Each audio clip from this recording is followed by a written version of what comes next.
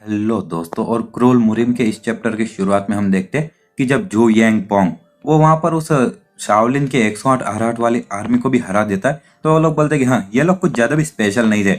और सभी लोग बोलते हैं कि हमारे सेलेस्टियल डिस्ट्रक्शन ब्लेड की सभी लोग तारीफ करो और उनकी जय हो। और सामने वाले कुछ लोग होते बोलते हे भगवान, और हमारा जो आखिरी मुरिम को बचाने वाला था वो भी खत्म हो चुका है। और इसी के साथ में वो यांग पोंग बोलता है कि चलो, और अगर तुम्हें कुछ प्रॉब्लम तो नहीं होगी ना अगर मैं जोंगियान पर कब्जा कर लूँ अब। तो एक मॉन्क बोलता है सर, और मुझे अलाउ कीजिए कि मैं आपको शाओलिन की असली ताकत दिखाऊं। येंग पोंग बोलता है तुम्हारा मतलब कि यहाँ पर जो ये 108 महान आर्मी है इससे भी कुछ ज्यादा महान चीज है। तो इसी के साथ में वो मॉन्क दरवाजा खोलता है और वहां पर सामने एक मॉन्क खड़ा होता है, जो दूसरा एक हेड मॉन्क होता है। वो बोलता है कि मैं सच में बहुत ज्यादा माफी चाहता हूँ, और हमारी 108 महान आर्मी अब हार चुकी है, तो आप ही अकेले हो जो कि हमारे शाओलिन की रक्षा कर सकते हो। और सजा के रूप में मैं अपने पैट्रियार्च के रोल को छोड़ रहा हूँ, और साथ ही में 1 दशक तक मैं एक भी शब्द नहीं बोलूंगा। तो सामने वाला मॉन्क बोलता है कि ऐसी चीजें करने की कोई जरूरत नहीं है, और ये चीज तो होनी ही थी। और आगे वो बोलता है तुम सच में काफी ज्यादा इंप्रेसिव हो, और उससे मुझे एक इंसान की याद दिला रहे हो जिससे कि वो कुछ साल पहले 10 साल पहले हमसे मिलने आया था। और मतलब कि ये सोमून के दादाजी की बात कर रहा है, क्योंकि ये 40 साल पहले की बात है और 50 साल पहले सोमून के दादाजी ने वो किताब चुराई थी। आगे हम देखते हैं कि सामने वाला जोंग पोंग बोलता है कि मुझे पता नहीं कि तुम कौन हो, लेकिन तुम मेरे रास्ते में नहीं आ सकते। मोंक बोलता है कि हाँ, और चलो तुम बहुत ही ज्यादा अपने दुश्मनों से भी अच्छा बर्ताव करते, तो लगता है कि तुम इतने भी बुरे इंसान नहीं हो, और मैं तुम पर 3 बार हमला करूंगा और उनको डॉज करने की कोशिश करना।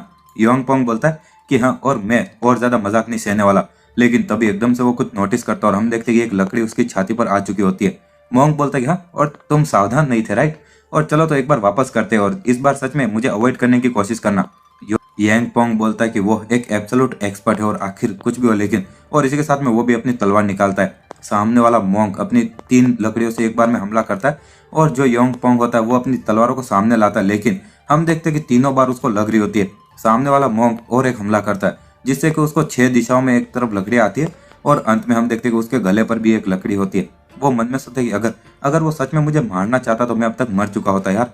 और वो मोंक बोलता चलो एक और बार। तो यांग पोंग बोलता नहीं, इतना काफी हुआ, और तुमने मुझे रियलाइज करवा दिया कि आखिर ये दुनिया कितनी ज्यादा बड़ी है, और लगता है कि मैं एक छोटे से कुएं के अंदर का एक मेंढक था। और क्या मैं पूछ सकता हूँ कि आखिर तुम्हारा मार्शल आर्ट कौन सा था? तो वो मॉन्क बोलता है कि ये धर्म ट्रिपल ब्लेड था, और ये एक सीक्रेट टेक्निक है जो कि हमारे शाओलिन में बस गार्डियन डेटी को ही दिखाई जाती है और सिखाई जाती है। तो सामने वाला बंदा बोलता है कि धर्म ट्रिपल ब्लेड है, और मैं एक दिन वापस आऊंगा और ऐसी ब्लेड के साथ में जिससे कि मैं इसे भी हरा सकता हूँ, और अलविदा। और ये वो पल था जब गार्डियन डेटी के एग्जिस्टेंस के बारे में दूसरी पूरी दुनिया को पता चला, और ये एक और नई लेजेंड का जन्म हुआ। और आगे वो मॉन्क बोल रहा होता है कि मैंने ये 60 साल से भी ज्यादा किया और अब समय आ चुका है कि ये मैं किसी और को सौंप दूं। और आगे बोलता है लेकिन ये बच्चा, ये लड़का प्रॉब्लम है, और ये कुछ ज्यादा ही अपने आप में ओवर कॉन्फिडेंट है, और इसीलिए इसकी जो स्किल्स है वो एक जगह पर रुक चुकी है, और इसलिए मुझे उसके साथ में चिंता हो रही है। और वो मॉन्क बोलता है मैं चाहता हूँ कि तुम इसके ये प्राइड को तोड़ो और इसके घमंड को तोड़ो, आखिर तुम क्या बोलते हो? तो सोमून बोलता है कि नहीं नहीं, ये इम्पॉसिबल है, और मैं तो बस थोड़ी बहुत मैंने चीजें हासिल की हुई है, इससे ज्यादा कुछ नहीं। और सामने वाला वो लड़का ऐसे देख रहा होता है। आगे वो मॉन्क बोलता है कि जो गार्डियन डेटीज है वो जनरेशन टू जनरेशन चलते आ रही है, और बस लीडर्स को ही उनकी पहचान का पता होता है, और तुम मोमू को एक लेसन सिखाओ लड़ाई में, समझे? और सोमन बोलता है मुझे डर है कि मैं वो करने के काबिल नहीं हूँ। मॉन्क बोलता है वो ऐसी बात है, तो लगता है तब तो कुछ नहीं हो सकता। और बाय द वे, जो लीडर और एल्डर्स है उनको ये पता नहीं होगा कि तुम्हारे जो दादाजी है उन्होंने टॉम ऑफ हार्ट सूत्र को चुराया था। सोमन मन में सोचा शिट, और जितने भी बुढ़े लोग होते सब सेम होते क्या, और ये सारे लोग चालाक और घटिया है यार। और सामने वाला वो मोमो मन में सोचा कि आखिर ये इंसान कितना ज्यादा ताकतवर होगा, और मेरे मास्टर भी ऐसे बोल रहे जैसे कि मैं उससे किसी भी कीमत पर हार ही जाऊंगा, भले कुछ भी हो जाए। और वो मोमो बोलता है कि अगर मैं कुछ बोल सकूं तो मैं पूरी तरह से समझ सकता हूँ कि आखिर आपको चिंता क्यों हो रही है, लेकिन मेरा मानना यह है कि मैं हमारे यहाँ पर जो मेहमान आए उनसे बिल्कुल भी कमजोर नहीं हूँ, और प्लीज हमें लड़ने पर मजबूर मत कीजिए। वो मॉन्क बोलता है कि मोमो, और तुम्हें बस मेरे कमांड्स को फॉलो करना है। और आगे मॉन्क बोलता है वेल, क्या तुम ये करोगे? तो सोमून कुछ बोल नहीं पा रहा था, और मॉन्क वहां से जाता बोलता है ठीक है चलो, तो मैं लीडर को जाकर ढूंढता हूँ। सोमून बोलता है ठीक है मैं ये करूंगा। और इसी के साथ में मॉन्क और सोमन दोनों आमने सामने खड़े होते। मॉन्क मन में सोचा कि मैं इस चीज को तुरंत खत्म कर दूंगा। सोमन मन में सोचा कि मैं उसको बस मुझे एक मारने दूंगा और तुरंत ही खत्म कर दूंगा। और इसी के साथ में दोनों एक दूसरे को नमस्ते बोलते, और सामने वाला मॉन्क अपनी एक टेक्निक इस्तेमाल करता जिसमें कि उसके बहुत सारे हाथ दिख रहे होते, और वो बोलता है 1000 पाम्स। और वो हमला जब सोमन पर होता है तो सोमन जाकर पीछे एक दरवाजा तो सोमन पीछे जाकर एक दीवार में टकरा जाता है, और दीवार भी टूट जाती है। और वो मोमोस होता है कि क्रैप, और मैंने कुछ ज्यादा ही ताकत लगा दी थी क्योंकि मुझे लग रहा था कि वो एक एक्सपर्ट है। और सोमन वहां पर गिरा होता है और बोलता है कि तुम घटिया मोंग कही के, और मैं बस तुम्हें मुझे मारने देने वाला था, लेकिन तुमने सच में एक बार में भी मुझे इतनी जोर से मारा। और ठीक है चलो एक बार प्रॉपर लड़ाई करते हैं। और इसी के साथ में वो सामने आकर अपना ऑरा रिलीज करता है। मोमो मन में सोचता कि ये पहले से अलग लग रहा है यार। और इसी के साथ में सोमुन बोलता है कि चलो मैं आ रहा हूँ, और मोमो कुछ देख ही नहीं पाता है। सोमुन एकदम से उसके करीब पहुंचकर उसको एक मुक्का मारता है, और वो मोमो थोड़ा पीछे हट जाता है। और वो मन में सोचता है मैंने ऐसी स्पीड कभी नहीं देखी। मोंग बोलता है आखिर मैंने क्या कहा था, और मैंने तुमसे कहा था ना कि वो तुम्हारा घमंड तोड़ देगा। तो सामने वाला मोमो बोलता है लेकिन मेरा काम अभी तक खत्म नहीं हुआ है। और इसी के साथ में वो वापस एक और टेक्निक इस्तेमाल करता है।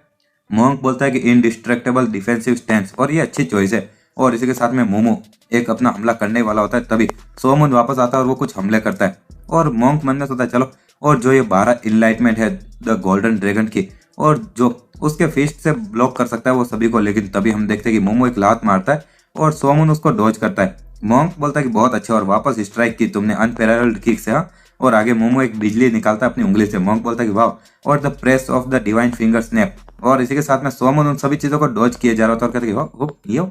और आगे वो बोलता है चलो, और लगता है कि मेरे पास में भी कोई चीज है जिससे कि मैं तुम्हें हरा सकता हूँ, समझे। और वो अपना धनुष निकालता और कहता है कि ये है मेरी स्पेशलिटी। और मोमो देखता रह जाता, और सोमुन बिना तीर के ही वो धनुष चलाता अपनी ची का इस्तेमाल कर कर। और हम देखते हैं कि वो चीज मोमो के आर पार निकल जाती है, और हम देखते हैं कि उसको वो जमीन पर गिर जाता है। मोमो मन में सोचता है कि ये क्या ताकत थी यार, और मेरे पास में इनडिस्ट्रक्टेबल बॉडी नहीं, और इसीलिए मैं इस चीज को सह ही नहीं पाऊंगा। और तभी हम देखते हैं कि सोमुन एक और हमला करता है, और मोमो उसको डॉज कर लेता है। सोमुन अपनी धनुष से ऐसे चलाए जा रहा होता है वो ची वाले तीर। और मोंग बोलता है चलो बहुत हुआ, लड़ाई खत्म हुई। और सोमुन रुक जाता है, और मोमो वहां पर खड़ा होता है, और वो मोंग बोलता है चला, और क्या तुम्हें पता चला कि ये दुनिया कितनी ज्यादा बड़ी है, और इसको अपने लिए एक लेसन की तरह समझना और ट्रेनिंग कंटिन्यू रखना, समझे। और मोमो बोलता है ग्रेट मास्टर, और अभी भी एक टेक्निक है जो कि मैंने इस्तेमाल नहीं की, और क्या मैं उसको इस्तेमाल कर सकता हूँ। और सोमुन वो सुन रहा होता है, और आगे मोंग बोलता है बहुत और, मैंने कहा ना कि लड़ाई खत्म हो गई। और आगे वो बोलता है तुम्हारा मतलब कि जो वो धर्म ट्रिपल ब्लेड है तुम उसकी बात कर रहे हो। मोमो बोलता है कि हाँ करेक्ट। मोंग बोलता है लेकिन तुम उसको हैंडल नहीं कर सकते, समझे, और इसलिए नहीं। और आगे मोंग बोलता है कि और साथ ही में हमारे जो मेहमान थे उन्होंने अभी जो ताकत दिखाई है उनकी पूरी ताकत नहीं थी, मैंने सही कहा ना। सोमुन बोलता है कि मेरे पास में भी एक स्वॉर्ड स्टाइल है जिसके पास में 3 यूनिटीज है। मोंग बोलता है कि जैसी मुझे उम्मीद थी। और आगे मोंग बोलता है लगता है कि जो मोमो है वो अपनी हार मानने को तैयार नहीं है, तो क्या आप अपनी थोड़ी सी वो टेक्निक इसको दिखा सकते हो, और ये मेरी एक रिक्वेस्ट समझ लो। सोमुन बोलता है क्या मैं आपकी वो छड़ी ले सकता हूँ। और इसी के साथ में वो बोलता है जो सबसे पहला है इस तलवार का स्टेप, उसके अंदर बहुत ही ज्यादा भारी ब्लड लस्ट होती है, और इसीलिए वो इस जैसे मंदिर में दिखाने के लिए बिल्कुल सही नहीं है, तो मैं सेकंड स्टेप से शुरू करूंगा। मोंक बोलता है कोई प्रॉब्लम नहीं है। और इसी के साथ में सोमुन अपनी तलवार उठाता है और वो सेकंड स्टेप बताता है, और इसी के साथ में जैसे वो जमीन पर आता है मोंक को देखकर चौंक जाता है। और सोमुन बोलता है बस इतना ही था। मोंक बोलता है कि वाह, और आखिर इस टेक्निक का नाम क्या था। सोमुन बोलता है कि ये second step of the Peerless triple unity blade है, द लवलेस ब्लेड। मोंक बोलता है कि वाह, और लवलेस ब्लेड, ब्रिलियंट, और मैंने कभी सोचा नहीं था कि इतनी खतरनाक टेक्निक भी मैं देख पाऊंगा अपनी जिंदगी में अब। और वो मोमो बोलता है ग्रेट मास्टर, और ये तो काफी ज्यादा सॉफ्ट टेक्निक लग रही थी मुझे तो, और आखिर आपने ऐसा क्या देखा जो मैंने नहीं देखा। मोंग बोलता है कि हाँ, इसका मतलब कि तुम्हें अभी भी बहुत कुछ सीखना है, समझे, और मैं गारंटी देता हूँ कि कोई भी मार्शल आर्ट इस टेक्निक को हरा नहीं सकता है। मोमो बोलता है तो आखिर हमारे जो धर्म ट्रिपल ब्लेड है उसका क्या। मोंग बोलता है शायद जो धर्म ट्रिपल ब्लेड है वो इसको ब्लॉक कर सकता है, लेकिन उसको हराना तो इम्पॉसिबल होगा। और मोमो भी वो सुनकर चौंक जाता है और कहता तो इसका मतलब हमारे मेहमान आपसे भी ताकतवर है ग्रेट मास्टर। मोंग बोलता है कि हाँ, तुमने सुना नहीं क्या मैंने क्या कहा, और हमारे मेहमान की ताकत मुझसे भी सुपीरियर है। और वो मोमो बोलता है इम्पॉसिबल। और इसी के साथ हमारा ये चैप्टर भी यही खत्म होता है। अगर आपको वीडियो पसंद आती है तो लाइक शेयर में सब्सक्राइब कर देना। मैं डेली ऐसी वीडियोस लाता रहता हूँ। Thanks for watching.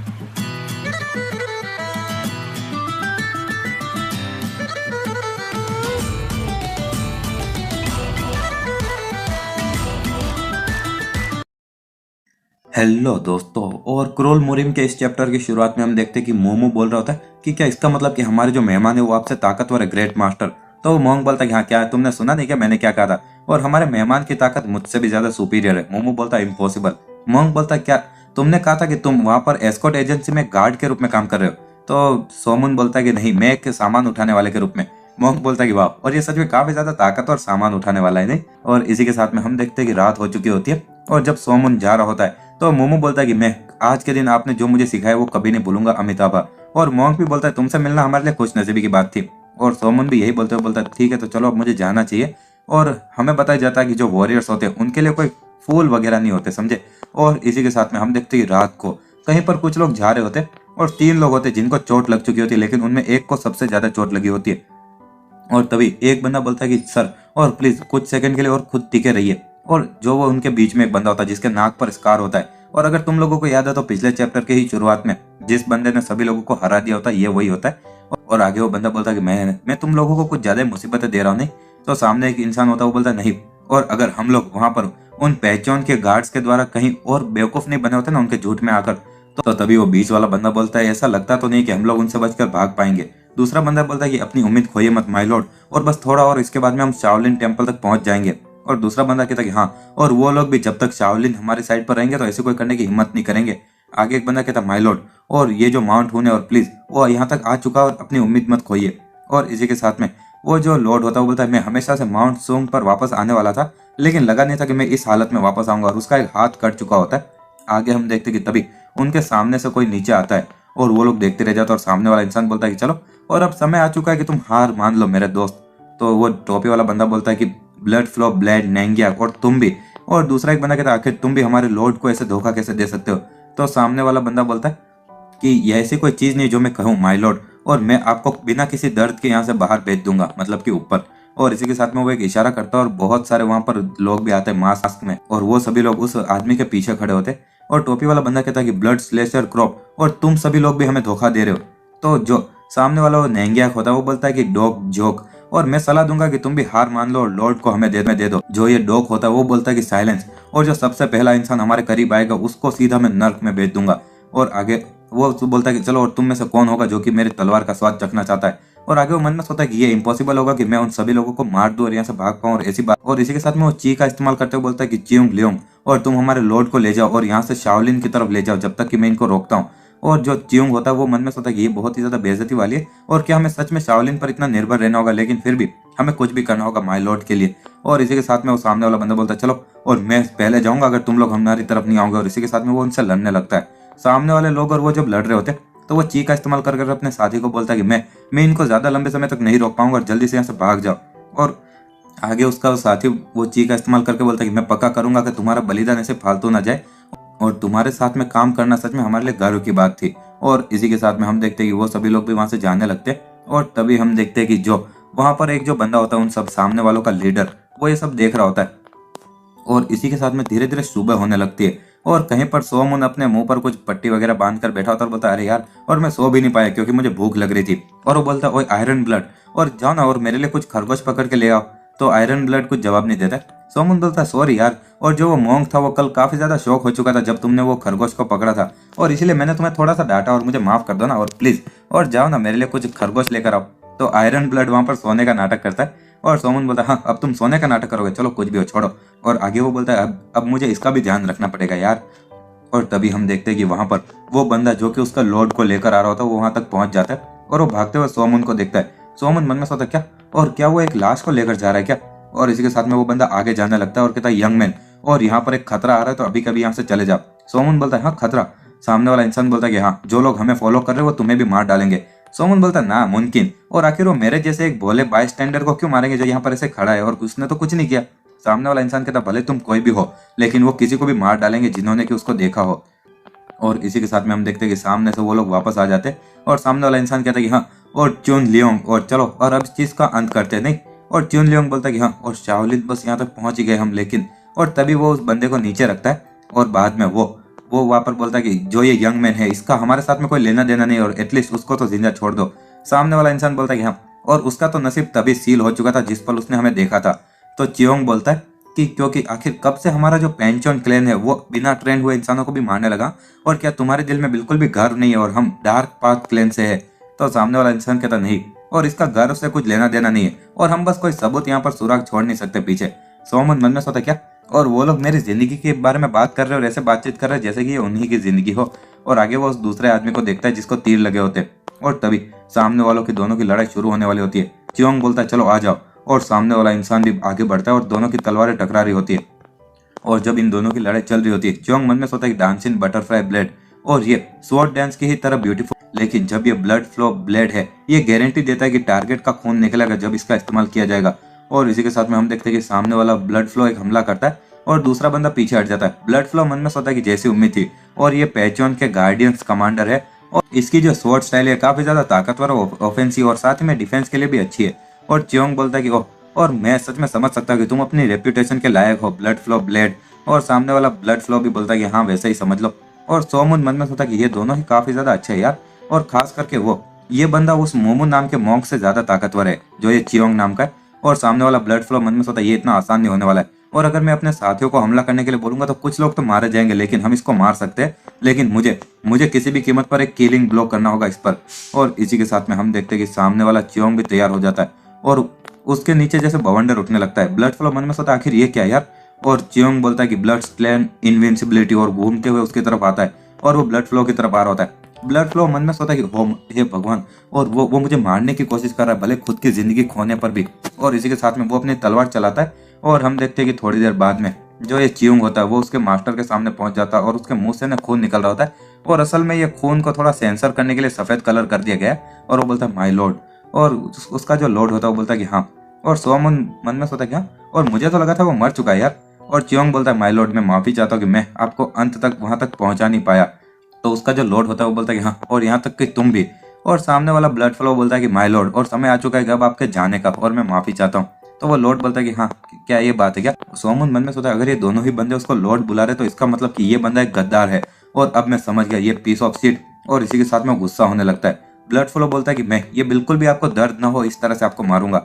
और इसी के साथ में वो मन में सोचता है आखिर ये क्या, ये ब्लड लस्ट मुझे कहाँ से महसूस हो रही है। और इसी के साथ में वो एकदम से रुक जाता है और वो पीछे मुड़ते हुए बोलता है कि आखिर ये इनक्रेडिबल ब्लड लस्ट किस तरफ से आ रही है। और आगे वो बोलता है सभी लोग और सावधान रहना और गार्ड पे रहना, समझे। और तभी हम देखते हैं कि वहां पर सोमन उस लॉर्ड की तरफ जा रहा होता है और ब्लड फ्लो को देखते हुए बोलता है 1 मिनट रुको तुम। सोमन बोलता है कि तुम कोई मर्द नहीं हो अगर तुम किसी इंसान का भरोसा तोड़ो, समझे। और इसी के साथ में हमारा ये चैप्टर भी यही खत्म होता है। अगर आपको वीडियो पसंद आती है तो लाइक शेयर एंड सब्सक्राइब कर देना। मैं डेली ऐसे वीडियोस लाता रहता हूँ। थैंक्स फॉर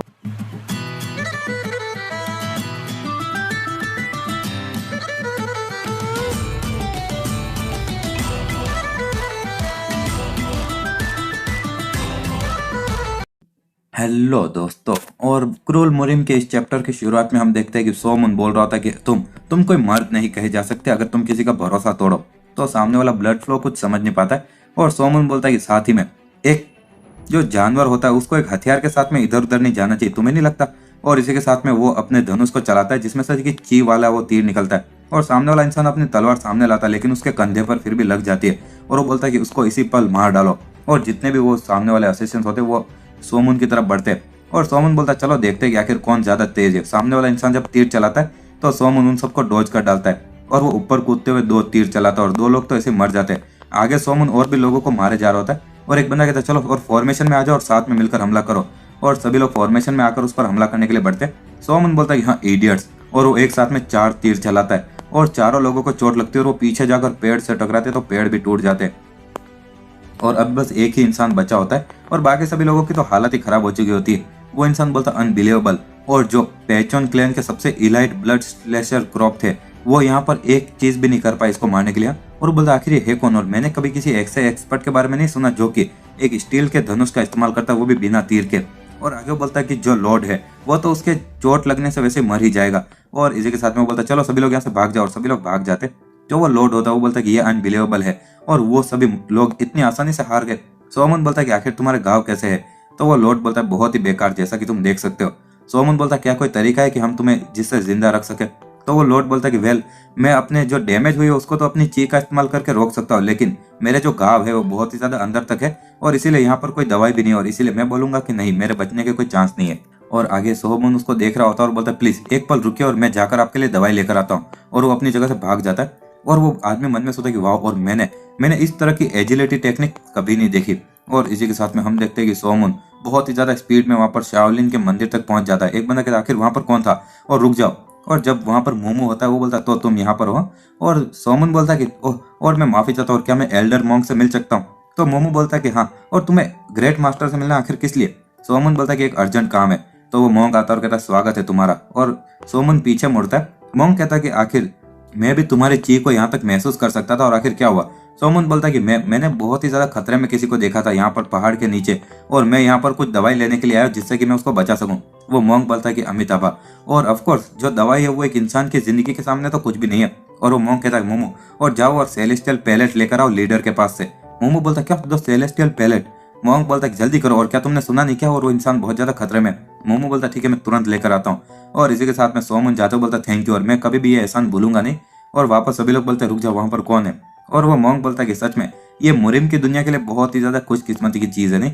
और हम देखते हैं कहीं पर वो इंसान अभी भी हाफ रहा होता है और वो पेड़ के उधर ही पड़ा होता है। सोमन आते हुए बोलता है कि मैं तुम्हारे लिए दवाई लेकर आया हूँ और प्लीज इसको खा लीजिए। और जब वो उस बॉक्स को खोलता है तो वो आदमी देखते हुए बोलता है एक मिनट, ये तो शावलिन के सेलेस्टियल पैलेट है राइट। सोमन बोलता है कि हाँ, उन्होंने कहा कि ये बहुत ही ज्यादा कीमती दवाई है, तो ये सच में काफी ज्यादा काबिल होनी चाहिए। वो आदमी बोलता है कि हाँ, और कीमती और काबिल तो इसको डिस्क्राइब किया ही नहीं जा सकता है, और ये एक इनक्रेडिबल मेडिसिन है जो कि इस दुनिया में और कहीं नहीं मिल सकती है। और ऐसा बोलते हुए वो उस दवाई को खा जाता है। आगे हम देखते हैं कि सोमून अपना नाम बताता और वो पूरा नाम बताता, बोलता मेरा नाम ईयुलजी सोमून है। और सामने वाला वो जो बुढ़ा आदमी होता है वो बोलता है कि हाँ, और क्या हम लोग अभी भी ज़ेंगज़ोउ से दूर है। सोमून बोलता है कि हाँ, हमें एक और दिन लगेगा। तो वो बुढ़ा आदमी बोलता है ऐसा इसलिए क्योंकि तुम बहुत ही ज्यादा धीमे जा रहे हो, तेजी से जाओ। सोमून बोलता है हाँ, और जब मैं तेज जा रहा था तो तुम बोल रहे थे कि ये बहुत ही ज्यादा तुम्हें चोट लग रही है और रिस्की है। तो वो बुढ़ा आदमी बोलता है तो तुम्हें ना तेजी से चलना चाहिए लेकिन एकदम स्मूथली भी। और आगे सोमून मन में सोचता है आखिर उसको लगता है क्या मैं उसका कोई नौकर हूँ क्या, और मुझे सच में इस बुढ़े आदमी को बचाना ही नहीं चाहिए था। और सोमन बोलता है कि आखिर तुम्हारे साथियों ने तुम्हें धोखा क्यों दिया। तो वो आदमी बोलता है कि यहाँ तक कि जो सबसे वफादार कुत्ते होते हैं ना वो भी जंगली हो जाते हैं अगर तुम उनको आज़ादी नहीं दोगे, समझे, और ज्यादा समय तक उनको अगर बांध के रखोगे, और ये सब कुछ मेरी ही गलती है। सोमन बोलता है ओह, तो अब तुम क्या करोगे। तो वो बंदा बोलता है कि मैं कुछ बोल नहीं सकता और मुझे इसके बारे में ध्यान से कुछ सोचना होगा। सोमन बोलता नहीं, मेरा मतलब कि मैं तुमसे पूछना चाहता हूँ कि आखिर इसके बाद में क्या तुम्हारे पास में कहीं और जाने के लिए जगह है। तो बुढ़ा आदमी भी कहता है कि नहीं, मेरे पास में भी कहीं जाने के लिए कुछ नहीं है। सोमन बोलता है कि मैं एक एस्कॉर्ट एजेंसी में सामान उठाने वाला हूँ, तो हम लोग वहां पर जब पहुंचेंगे ज़ेंगज़ोउ के अंदर तो हमें अलग अलग होना होगा। और वो बुढ़ा आदमी बोलता है ओह, तो मुझे लगता है कि मैं भी वहां पर कुछ समय के लिए काम कर सकता हूँ वैसे। सोमन बोलता है कि एक मिनट, और ऐसी कोई एस्कॉर्ट एजेंसी नहीं होगी जो कि ऐसे चोट लगे हुए इंसान को हायर करेगी। वो बुढ़ा आदमी बोलता है असल में ये जो जोंगिया उनके यहाँ का जो रास्ते वगैरह उनको मैं बहुत ज्यादा अच्छे से जानता हूँ, और मुझे पता नहीं कि आखिर ये तुम्हारी एस्कॉर्ट एजेंसी का लीडर कौन है, लेकिन मैं पक्का कह सकता हूँ कि वो लोग मुझे हायर करेंगे। सोमन मन में सोचा कि जरा इस बुढ़े आदमी को देखो यार, और उसको क्या लगता है कि जो एस्कॉर्ट एजेंसी है वो क्या उसी के मतलब के लिए एग्जिस्ट करती है क्या। और सोमन बोलता है कि जो एस्कॉर्ट एजेंसी है वो बस ऐसे रैंडम लोगों को हायर नहीं करते। वो बुढ़ा आदमी कहता है लेकिन मैं कोई रैंडम इंसान नहीं हूँ और मेरे पास में तुम हो नहीं। सोमन बोलता है तुम्हारा मतलब क्या है कि मैं हूँ। तो वो बुढ़ा आदमी बोलता है कि अगर तुम मेरी पहचान को प्रूव करोगे तो हाँ, मुझे लगता है कि मैं उनको ये बोल सकता हूँ कि मैं तुम्हारा दूर का रिश्तेदार हूँ नहीं। सोमन मन में सोचा अरे यार, और वो सच में अपने आप को कुछ ज्यादा ही समझ रहा है और मेरा कोई इरादा नहीं कि मैं इसके लिए ऐसा कुछ करूंगा। सोमन बोलता है मुझे डर है लेकिन मैं ये नहीं कर सकता, और अभी तो बाद में मुझे तुरंत सिचुआन के लिए भी जाना पड़ेगा। और आगे सोमन उसको बोल रहा था कि मैं तुम्हारी मदद तो करना चाहता हूँ लेकिन मुझे डर है कि मैं वो कर नहीं सकता। वो बुढ़ा आदमी बोलता तुम्हें किसी भी कीमत पर मेरी मदद करनी होगी। सोमन बोलता मैं चाहता तो हूँ लेकिन। वो बुढ़ा आदमी बोलता जैसा कि तुम्हें पता है, और मेरी जिंदगी पहले बहुत ज्यादा खतरे में थी, और यहाँ तक कि तब मैंने पूरी जिंदगी को छोड़ने के लिए मैं तैयार भी हो चुका था राइट। सोमन बोलता कि वेल हाँ।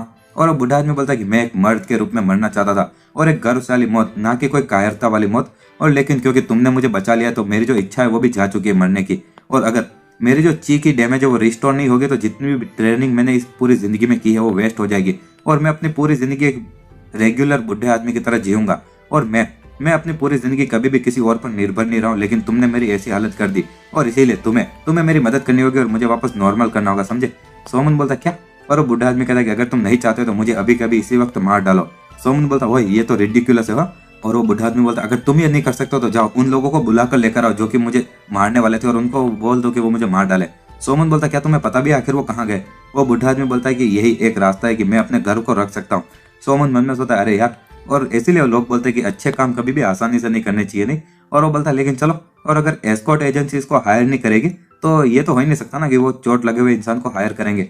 और आगे हम देखते हैं कि सोमन उस एस्कॉर्ट एजेंसी तक पहुंच जाता है और वो बोलता है कि मैं वापस आ चुका हूँ, और रास्ते में कुछ चीजें हुई जिसके कारण कि मुझे थोड़ी देर हो गई।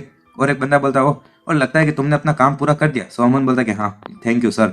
और आगे वो एस्कॉर्ट एजेंसी का कैप्टन बोलता है कि आखिर ये तुम्हारे साथ में आदमी कौन है। सोमन बोलता है वो।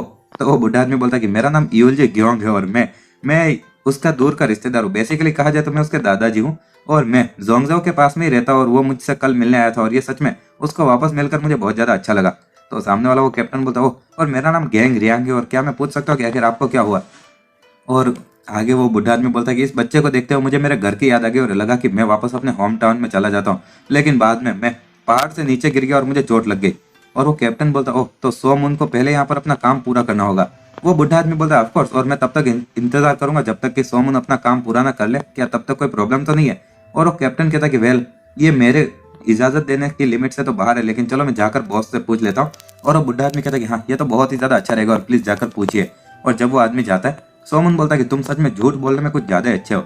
वो बुढ़ा आदमी बोलता है कि हाँ, और झूठ बोलने में क्या ही गलत है अगर तुम एक सफेद झूठ बोलो जिससे किसी का नुकसान ना हो। सोमन बोलता है कि जो एस्कॉर्ट एजेंसी के रूल्स है वो बहुत ज्यादा स्ट्रिक्ट है और मुझे शक है कि वो तुम्हें अलाउ नहीं करेंगे। तो बुढ़ा आदमी बोलता है कि हाँ, और ये तो हम देखेंगे, लेकिन इसके बारे में मुझे काफी ज्यादा अच्छा लग रहा है इस बार। और तभी वो आदमी आता है और कहता है कि बॉस ने अप्रूवल दे दिया और उसने कहा कि सोमन ने उस पर बहुत ही ज्यादा अच्छा एहसान किया हुआ है पहले और अच्छे से काम भी करता है और इसलिए वो इस कर्ज को चुकाना चाहते हैं। और वो बुढ़ा आदमी बोलता है वाह ये तो फैंटास्टिक है। और वो सोमन को ऐसे बोलता है कि हाँ थैंक यू इसके लिए, अच्छा काम करने के लिए। और इसी के साथ हमारा ये चैप्टर भी यही खत्म होता है। अगर आपको वीडियो पसंद आती है तो लाइक शेयर एंड सब्सक्राइब कर देना। मैं डेली ऐसी वीडियोस लाता रहता हूँ। Thanks for watching.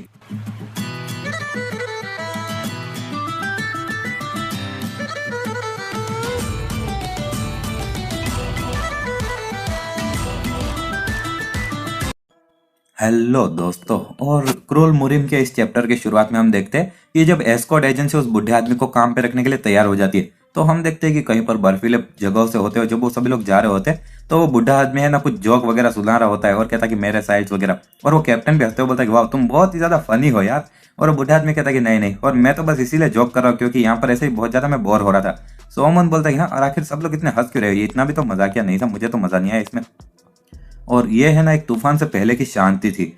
और हम देखते हैं कहीं पर एक जगह पर जो वो ब्लड फ्लो होता है वो जाते हुए किसी को वो सारी चीजें बता रहा होता है और सामने वाला इंसान बोलता है कि हाँ, और मेरे मास्टर सच में अमेजिंग है यार। और ब्लड फ्लो थोड़ा चौंक जाता है। सामने वाला इंसान बोलता है क्या तुम्हें ये अजीब लग रहा है कि मैं हंस रहा हूँ क्योंकि मेरे मास्टर जिंदा बच गए फिर भी।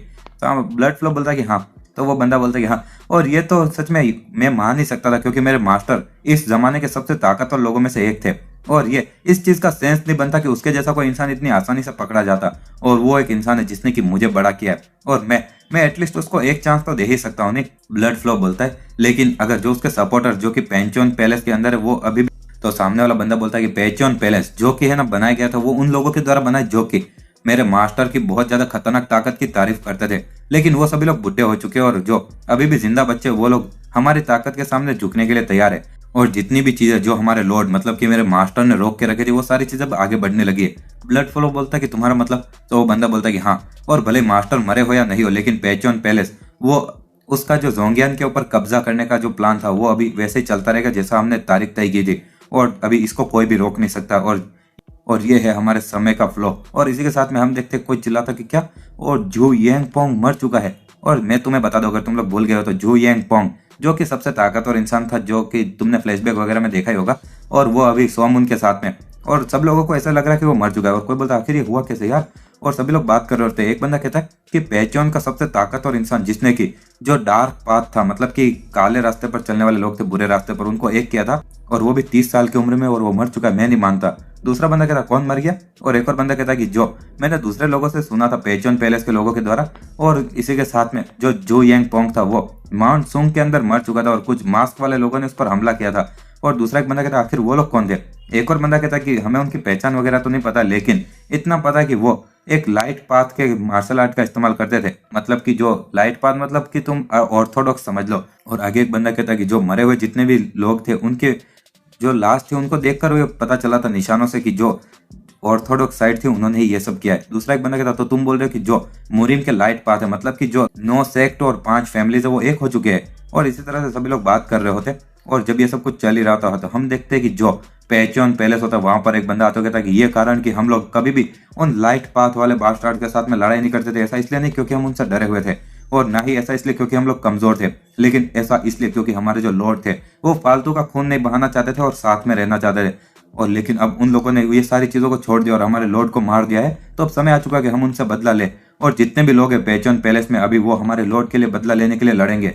और वो अपनी तलवार निकालता और कहता कि मैं ग्वान पेई और मैं ये कसम खाता हूं अपने खून के साथ में, और अपने हाथ पर एक कट मारता और कहता कि लड़ने के लिए। और सभी लोग यही बोलते कि लड़ने के लिए, और इसी के साथ में अपने हाथ पर कट मारते। और जितने भी वहां पर जनरल्स वगैरह होते वो भी, और सभी लोग बोलते बदले के लिए, और साथ में लड़कर हम लोग सर जू यांग पोंग की मौत का बदला लेंगे। और कहीं पर कुछ सिपाही जाते हुए बोल रहे थे जो पाचियन पैलेस है वो हमारे विकेट ब्लड सेक्ट का जो होम टाउन है और हमें भी वहां पर जाना होगा, और हम लोग मुरिम के जो साथ में मिले हुए जस्टिस कॉलेजन है उसको खत्म कर देंगे। और वो लोग तो बस भेड़ के रूप में भेड़िए है, और इसी के साथ में बहुत सारे अलग अलग जो बुरे वाले क्लैंस होते हैं सब एक हो रहे होते। और एक बंदा बोलता है कि सर जू यांग पोंग और वो हमारे व्हाइट स्कल फैक्शन के सेफ गार्ड थे, और चलो हम लोग भी जाकर हमारे लॉर्ड का बदला लेंगे। और सभी लोग अभी ये मुरिम के जो अच्छे वाली साइड होती है, लाइट वाली साइड, उनसे बदला लेने के लिए बढ़ रहे होते, क्योंकि इनको ऐसा लग रहा होता कि उन लाइट वाली साइड वालों ने उसको मारा है, जू यांग पोंग को। और हम देखते हैं कि शाओलिन के मंदिर के वहां पर भी एक मीटिंग होती है, जहां पर कि जो 9 सेक्ट के लोग होते हैं वो इकट्ठा होते हैं। और एक मॉन्क बोलता है कि आखिर ये किसने किया था, और हमने हर किसी से पूछा, लेकिन लगता है कि कोई भी इस इंसिडेंट में मिला हुआ नहीं था। और हम देखते हैं कि एक वुडेंग सेक्ट का एक बंदा बोलता है कि ये बहुत ही ज्यादा इंपॉर्टेंट चीज नहीं है अभी, और उन लोगों ने ऑलरेडी युद्ध की डिक्लेरेशन कर दी, और हमारी जो प्रायोरिटी है वो ये है कि आखिर हम उनको दूर कैसे भेज सकते हैं। एक और जो माउंट हुआ सेक्ट का कैप्टन होता है वो बोलता है कि मैं भी इसके साथ में एग्री करता हूँ, और अभी जो लड़ाई होने ही वाली है तो हमें कोई प्लान बनाने होंगे। और एक और बंदा जो वुडेंग सेक्ट का लीडर होता है वो बोलता है हाँ, और कुनलुन सेक्ट के सिवाय, जो कि यहाँ पर इसलिए नहीं आ पाए क्योंकि वो बहुत ज्यादा दूर थे, और हमारे पास में 8 दूसरे सेक्ट के सभी रिप्रेजेंटेटिव है। तो चलिए हम लोग जल्दी से डिस्कस कर लेते हैं कि आखिर हमारे जो अच्छाई वाले मुरिम सेक्ट है उनको क्या करना चाहिए। तो एक बेगर सेक्ट का जो लॉर्ड होता है वो बोलता है कि हाँ मैं भी एग्री करता हूँ, और इसी तरह से अलग अलग सेक्ट के लोग बोलते हैं कि हाँ हम सभी लोग एग्री करते हैं। और आगे जो वो एक मॉन्क होता है वो बोलता है तुम्हें नहीं लगता ये काफी ज्यादा अजीब है, और जो पेचन पैलेस है वो जो यांग पोंग के होम टाउन के अंदर है, फुजिन के अंदर, तो आखिर वो यहाँ पर माउंट सूंग के अंदर क्यों मरेगा, जो कि वहां से 10,000 मील दूर है। तो एक और बंदा कहता है कि मुझे भी इस पर शक हो रहा है कि वो यहाँ पर मरा है कि भी नहीं, और आखिर कौन उसको मार सकता होगा। मॉन्क बोलता है कि जो लॉर्ड जो यांग था उसने बहुत ही ज्यादा अच्छा काम किया था कि जो ये डार्क रास्ते वाले जो भी लोग थे उनको एक करते हुए, लेकिन अब वो मर चुका है। तो जो उनका जो एक लक्ष्य था कि हमारे जोंगियान पर कब्जा करने का, और वो भी बदले के रूप में अभी, तो एक सेक्ट वाला लीडर बोलता है जो डार्क रास्ते वाले सेक्ट है वो ऑलरेडी पहचान पैलेस में इकट्ठा हो रहे, और हमें भी जल्दी से डिसाइड करना होगा हम क्या करेंगे। और आगे हम देखते हैं एक और बंदा बोलता है कि हाँ जितने भी बड़े बड़े सेक्ट है जो कि लाइट रास्ते के, वो सभी नॉर्थ में है, और साउथ के अंदर तो बस नेमगोंग क्लैन है जो कि 5 महान फैमिलीज का एक हिस्सा है, और ज्यादातर जो डार्क सेक्ट के लोग हैं जो साउथ के अंदर वो वहीं पर है, पाचन पैलेस के अंदर ही। और लगता है कि जो सबसे पहली लड़ाई होगी वो यांगटेज रिवर पर होगी, और नेमगोंग क्लैन वो एक बहुत बड़ा सा परिवार जो कि 500 सालों के इतिहास वाला है, और हमें एक ब्रिज बनाना होगा जिससे कि हम साउथ में उनकी रक्षा कर सके। दूसरा एक बंदा कहता है कि हाँ, और अगर नेमगोंग क्लैन उनको रोक सकता है तो वो लोग उस नदी को भी ऐसे क्रॉस नहीं कर पाएंगे। और एक और बंदा बोलता है कि हाँ ये इतना भी बुरा आइडिया नहीं है, लेकिन उन लोगों को भी ये चीज पता होनी चाहिए, और इसीलिए वो लोग नेमगोंग क्लैन पर पूरी ताकत से हमला करेंगे, और मुझे डर है कि वो लोग भी इसके सामने टिक नहीं पाएंगे। और एक और बंदा कहता है इसीलिए तो, और हमें जल्द से जल्द उनकी मदद करनी होगी। और एक और बंदा कहता है कि हमें 2 या 2 से ज्यादा दिन और लगेंगे हुनान में जाने के लिए, और हमें जल्द से जल्द सिपाहियों को वहां पर भेजना होगा। मोंक बोलता है लेकिन अभी तक सामने वालों ने अपना मूव कुछ नहीं किया है, और भले ही वो लोग जोंगियान पर कब्जा करना चाहते हैं बदले का रूप रखकर अपने लॉर्ड के लिए, लेकिन फिर भी उनको भी कुछ प्रॉब्लम्स होगी ना, जब कोई लीडर मरता है तो भले कोई भी सेक्ट हो, और अभी तो वो आपस में ही लड़ने में कुछ ज्यादा बिजी नहीं होने चाहिए, और क्योंकि अभी कोई नया लीडर कौन बनेगा पेचन पैलेस का। और इसीलिए मेरा मानना यह है कि हमारे पास में जल्दबाजी करने का कोई कारण नहीं है, और समय रहते हमें देखना चाहिए कि कैसे सब कुछ होता है। एक और बंदा कहता है लेकिन, और मैं पक्का कह सकता हूँ कि जो नेमगोंग क्लैन है वो भी सारी चीजें अभी प्लान कर रहा होगा दूसरे 5 महान क्लैन्स के साथ में, और ये ज्यादा देर नहीं होनी चाहिए, हम लोग उनके प्रपोजल का इंतजार करें तब तक। और एक और बंदा कहता है लेकिन अगर दुश्मन सभी इकट्ठा हो चुके होंगे तो बहुत देर हो जाएगी। और बेगर सेक्ट का लीडर बोलता है हमारे जो सेक्ट की साउथ ब्रांच है उन्होंने एक कबूतर को भेजा था। दूसरा एक लीडर बोलता है आखिर उन्होंने क्या कहा। बेगर सेक्ट का लीडर बोलता है उनके अनुसार जो ये डार्क रास्ते वाले लोग हैं वो बस बदले के लिए रोए जा रहे हैं, लेकिन अभी कोई मूव नहीं कर रहा है, और बहुत सारे सेक्ट पाचन पैलेस में इकट्ठा हुए लेकिन अभी तक कोई भी छोड़ के गया नहीं है। एक और बंदा कहता है मेरा मानना यह है कि जो साइलेंस है ये तो इसलिए या तो वो लोग बहुत बड़ी कोई स्कीम कर रहे हैं या फिर उनके बीच में कोई लड़ाई चल रही होगी, और सभी लोग बोलते हैं कि हाँ हाँ यही हो सकता है। और इसी के साथ हमारा ये चैप्टर भी यही खत्म होता है। अगर आपको वीडियो पसंद आती है तो लाइक शेयर एंड सब्सक्राइब कर देना। मैं डेली ऐसी वीडियोस लाता रहता हूँ। Thanks for watching.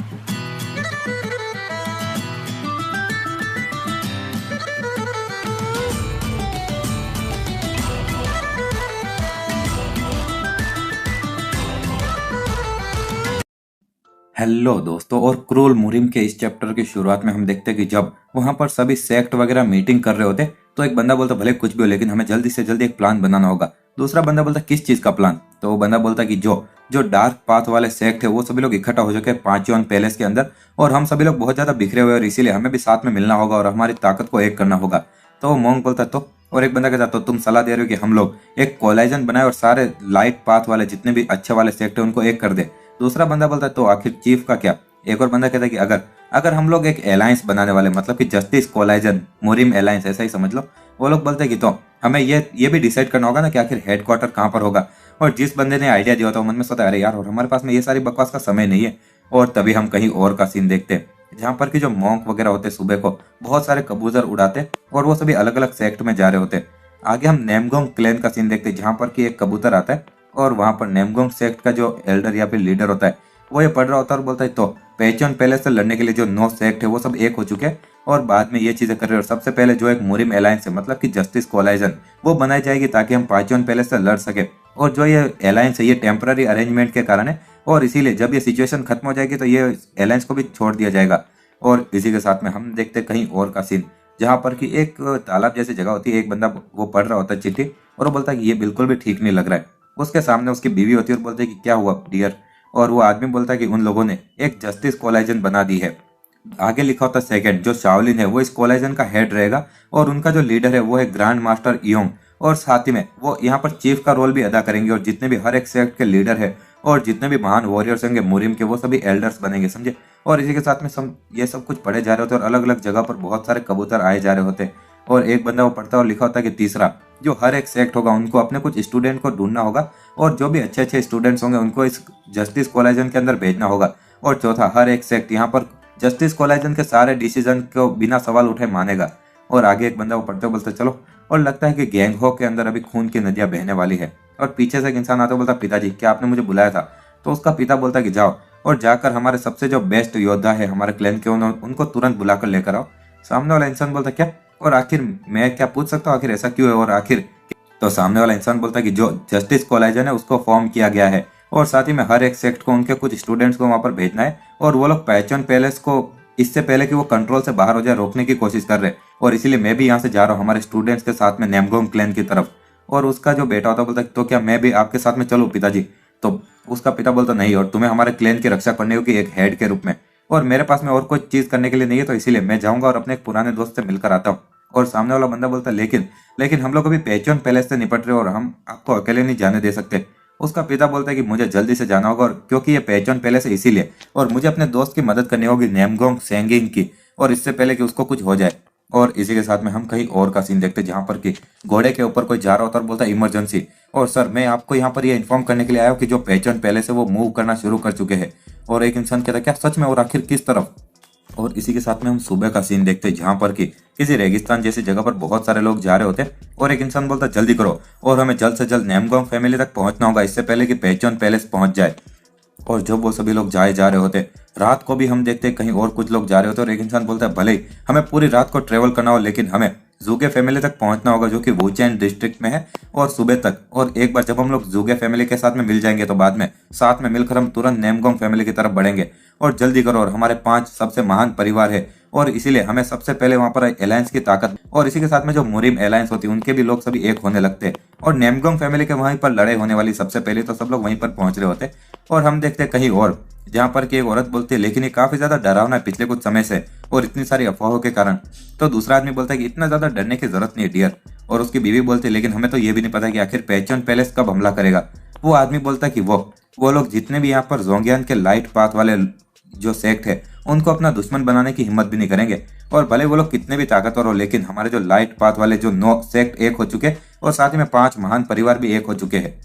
आगे वो औरत बोलती लेकिन मैंने कुछ अफवाहें सुनी थी कि जो हमारा ग्रेट स्काई क्लैन है वो पेचोन पैलेस का सबसे पहला टारगेट बनेगा क्योंकि ये उनके सबसे ज्यादा करीब है। तो आगे वो बंदा बोलता है लेकिन क्योंकि जो ग्रेट स्काई क्लैन है वो सबसे बड़ा क्लैन है यहाँ पर लाइट पाथ का इस जगह के अंदर, तो ये हो सकता है कि हम लोग उनके टारगेट है लेकिन तुम्हें इसके बारे में चिंता करने की जरूरत नहीं। लेकिन तभी वो अपनी बात पूरी कर पाता उससे पहले किसी के चिल्लाने की आवाज आती है और उनका जो बच्चा होता है वो भागता हुआ आ रहा होता है और कहता है पिताजी, और वो औरत कहती सियोंग। और तभी हम देखते हैं कि पीछे से एक इंसान आता है और उसने उस बच्चे का सिर ही काट दिया होता है पूरी तरह से। और आगे हम देखते हैं कि जब उस बच्चे का सिर उसकी माँ के ही पैरों में आकर जाता है तो वो माँ एकदम से बेहोश हो जाती है और नीचे गिर जाती है। और जो वो पिता होता है वो गुस्से में देख रहा होता है और बोलता आखिर तुम कौन हो। सामने वाला इंसान बोलता वाह ये सच में इंप्रेसिव है, और तुम अभी भी इतने ज्यादा शांत हो जब तुमने अपने खुद के पैरों के नीचे ही अपने बेटे को मरते हुए देखा। तो सामने वाला इंसान बोलता मैंने कहा कि आखिर तुम हो कौन। तो सामने जिस इंसान ने उसके बेटे को मारा होता है वो बोलता है द ब्लड शेडो क्रॉप। और वो इंसान मन में सोचता क्या द ब्लड शेडो क्लैन, और वो मन में सोचता ब्लड शेडो क्लैन। और वो लोग एक इलाइट कातिलों की टीम है जो कि पेचोन पैलेस से, और साथ ही में वो सच में ऐसी फियर और साथ ही में वो लोग ऐसी ताकत है जिससे लोग डरते हैं। और वो इंसान अपना भाला उठाता है और अपनी बीवी के ऊपर वो भाला मारते हुए बोलता मैं माफी चाहता हूँ कि मैंने इतना ज्यादा तुम्हें मुसीबतें दी और अभी तक तुम्हारे एहसान को भी नहीं चुका पाया, और तुम पहले आगे जाओ और मैं तुम्हारे पीछे ही आ रहा हूँ। और इसी के साथ में वो अपनी बीवी को भी मार देता है।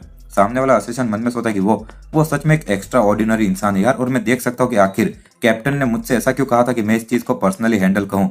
और उसका कैप्टन उसको बोल रहा था कि अगर तुम अपने साथियों को फालतू में मरते हुए नहीं देखना चाहते तो तुम खुद जाओ और उस सा बोंग मियोंग से खुद जाकर लड़ो। और हम देखते हैं कि बोंग मियोंग उसको देख रहा होता है और हम इस इंसान को बस मियोंग बुलाएंगे। मियोंग वहां पर उस सामने वाले असिस्टेंट को देखता है।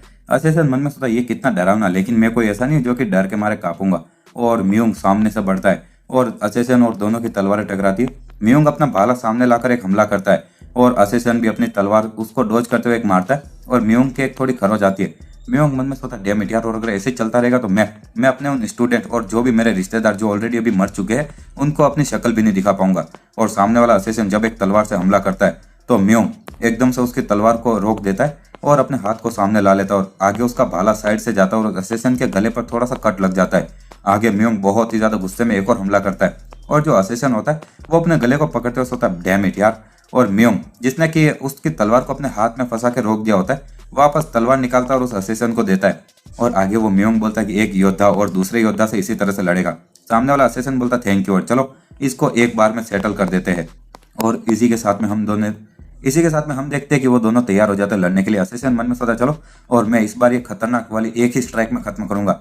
मियोंग भी मन में सोचा कि मैं इसको लंबा नहीं खींच सकता क्योंकि मुझे काफी ज्यादा अंदर भी चोट लग चुकी है। और इसी के साथ में वो भी अपना भाला घुमाता है और कुछ हमले करता है अपने भाले से। और सामने वाला इंसान जो असिस्टेंट होता है वो उसके हमले को रोकता है और बाद में ऊपर से भी कुछ हमले होते हैं। और असिस्टेंट बोलता है कि विंड फ्लैश स्ट्राइक, और घूमते हुए वहां पर दोनों ही एक दूसरे के आर पार निकल जाते हैं। और जो वो मियोंग होता है उसके बीच में से असिस्टेंट दो हिस्से कर डालता है। और आगे हम देखते हैं कि जो मियोंग होता है वो धीरे धीरे चलते हुए अपनी बीवी की लाश की तरफ जाता है और उसकी लाश के पास में जाकर बैठ जाता है। और तभी हम देखते हैं कि असिस्टेंट के पास में वो भाला घूमता हुआ आता है और असिस्टेंट वो देखते होता है अगर मैं बस एक सेकंड भी लेट हो जाता तो मैं होता जो यहाँ पर मर चुका होता। और मुझे पता था कि वो एक शॉर्ट स्पेयर एक्सपर्ट था, लेकिन किसने सोचा होगा कि वो इस तरह से घूमते हुए भाले का भी इस्तेमाल कर सकता है। और सच में ये अमेजिंग है और किसी को भी तुम्हारी असली एबिलिटीज का पता नहीं था। और आगे वो असिस्टेंट बोलता है कि अगर तुमने वो एबिलिटी तब इस्तेमाल की होती जब मेरे पास में तलवार नहीं थी तो तुम जीत जाते, और मैं अपनी हार मानता हूँ। और इसी के साथ में हमारा ये चैप्टर भी यही खत्म होता है। अगर आपको वीडियो पसंद आती है तो लाइक शेयर एंड सब्सक्राइब कर देना। मैं डेली ऐसी वीडियोस लाता रहता हूँ। Thanks for watching.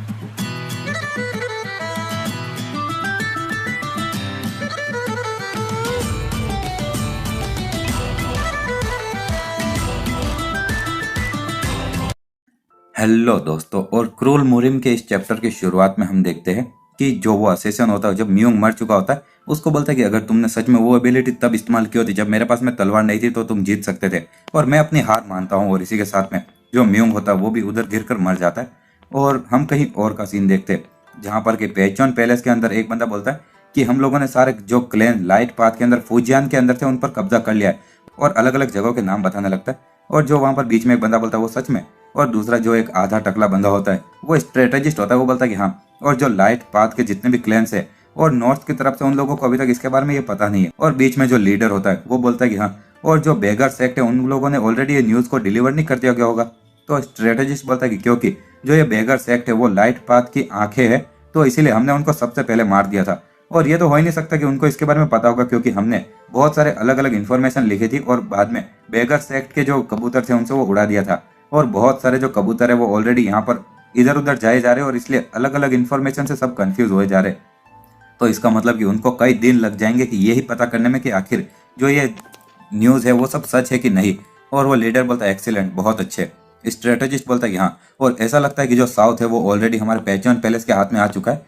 लीडर बोलता है अभी तक नहीं, और अभी भी एक हुनान के अंदर एक बीस्ट है जो कि वहां पर बैठा है। और वो स्ट्रेटेजिस्ट बोलता है कि मुझे पता है, और लेकिन हुनान भी जल्दी हमारे हाथों में आ जाएगा। और जो लाइट पाथ है उसका जो तबाही वाला प्लान है वो अभी तक बहुत ही ज्यादा स्मूथली चल रहा है। और लीडर बोलता है क्या तुम सच में 5 महान फैमिलीज को एक बार में खत्म कर सकते हो? स्ट्रेटेजिस्ट बोलता है कि अगर जो 4 फैमिलीज है उनमें से वो सभी लोग उस बीस्ट की मदद करने के लिए आगे, मतलब ये लोग नेमगोंग फैमिली की बात कर रहे हैं, तो वो लोग एक पिंजरे में फंसे हुए जानवर बन जाएंगे।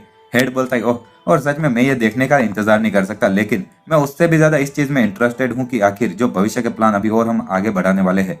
और वो स्ट्रेटेजिस्ट बोलता है कि हाँ, वो प्लान्स ऑलरेडी हमारे लिए सक्सेसफुल पक्का होकर रहेंगे। और लीडर बोलता है कि हाँ बिल्कुल, और हंसने लगता है।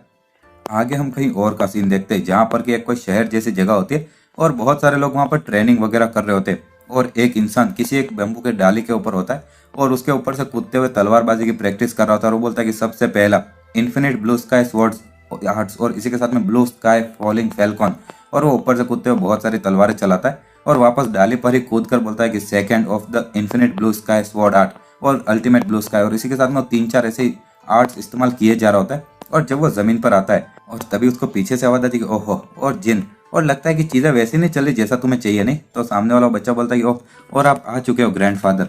तो उसके ग्रैंडफादर बोलता है कि हाँ, और तुम सच में बहुत ही ज्यादा, तुम्हें पसीना आ रहा है और साथ ही में तुम्हारी जो ब्रेथिंग है वो भी बहुत ही ज्यादा अभी बेकार हो चुकी है, और लगता है कि तुम्हारी जो ची है वो अभी थोड़ी बहुत उसमें प्रॉब्लम हो रही है। आगे वो बच्चा बोलता है कि हाँ दादाजी। उसके दादाजी बोलता है कि तुम्हारी उम्र में जो तुम्हारे पिताजी थे और यहाँ तक कि मैं भी, जो ये जो आर्ट्स तुमने मास्टर किए वो नहीं कर पाए थे, तो तुम्हें अपने आप को ज्यादा ऐसे कोसने की जरूरत नहीं और तुम्हारी प्रोग्रेस अभी भी अमेजिंग है।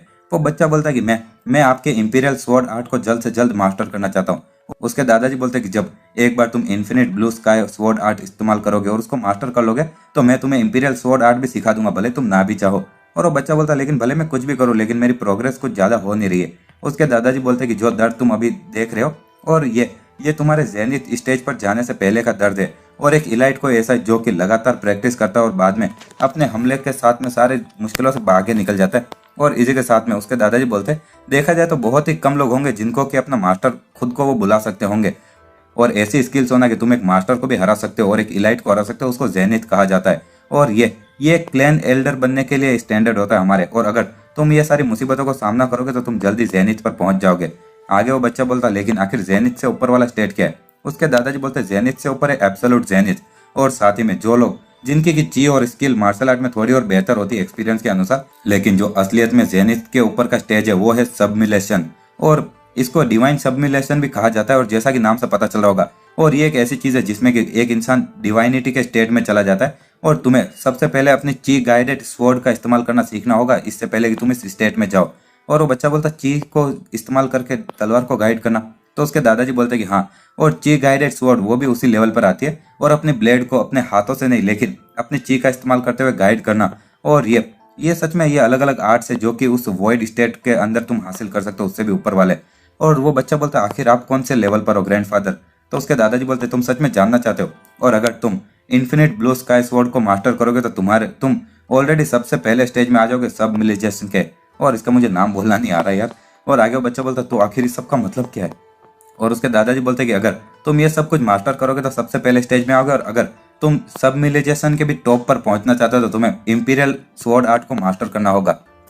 वो बच्चा बोलता तो इसका मतलब कि आप उसके भी टॉप पर हो। उसके दादाजी बोलते कि यहाँ पर बहुत सारे लोग हैं सेंट्रल प्लेन में जो कि ऑलरेडी जिस स्टेज पर मैं हूँ पहुंच चुके हैं, और उन लोगों के अंदर भी जो वॉइड स्टेट के मास्टर है वो है जू यांग पोंग, और साथ ही में शाओलिन के मास्टर जिन्होंने कि उसको हराया। जू यांग पोंग वही जो कि अभी हमारे सोमुन के साथ में।